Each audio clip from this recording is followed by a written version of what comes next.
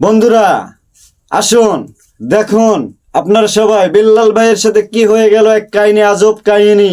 তো যে বেল্লাল ভাই ফেসবুকের নাম্বার 1, তো সেই বেল্লাল ভাইকে আজ অপমান লাঞ্ছনা করিচ্ছে।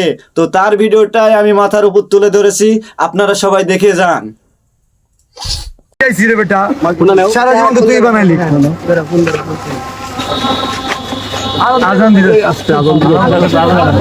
আমরা বলি আপনারা কি ভাবছেন আমি কি ওরা যে রোস্ট করছিল শেরপুর কন্টেন্ট ছোট করে কন্টেন্ট বানা এই কারণে দেখা করতেছি না, জাস্ট আজকে আসি জাঙ্গিয়া কেনার জন্য। তো তোমার জাঙ্গিয়া ফেলবো অর্ডার দিলি ভাই অর্ডার দিতে পারবো। আচ্ছা এখন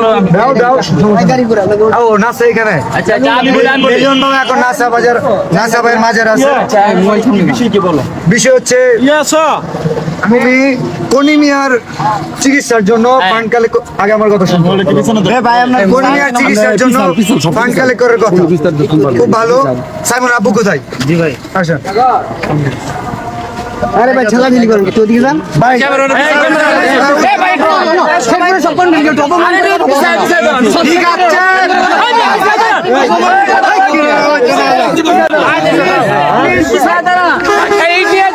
ঠিক আছে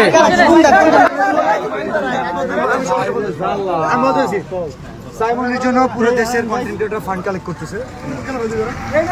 আমাদের শেরপুরের কন্টেন্ট ক্রিয়েটর, নাসাও কন্টেন্ট ক্রিয়েটর, যে কারণে ওনাকে জানানো হয়েছিল। বাট উনি বলছে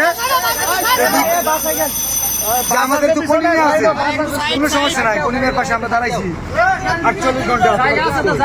আচ্ছা কনিমি আমরা সাইমনের জন্য যে শেরপুর থেকে কাজ করছি। আজকে তো সাইমন কই? সাইমনের জন্য হাত উঠে নাকি?